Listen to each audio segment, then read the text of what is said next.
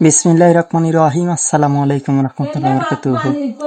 So কালকে Bangladesh Afghanistan টি-20 match হয়েছে, আপনারা সকলেই দেখেছেন। সো বাংলাদেশের অবস্থা কিরকম আমি আপনাকে বলি। বাংলাদেশের অবস্থা পাতলা পায়খানার মতো, কখন হয়ে যাবে কোনো ঠিক নেই।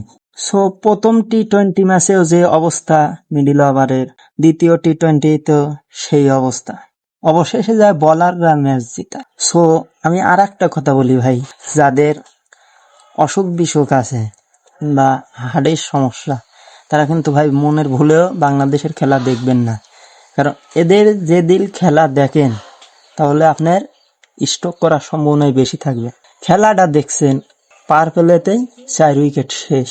সো যাই হোক, সিরিজটা বাংলাদেশ জিতেছে, এতেই আমরা খুশি আলহামদুলিল্লাহ। যেভাবেই হোক সিরিজটা বাংলাদেশ জিতেছে। শুভকামনা রইল বাংলাদেশ টিমের জন্য, আরো ভালো কিছু করার জন্য। আসসালামু আলাইকুম।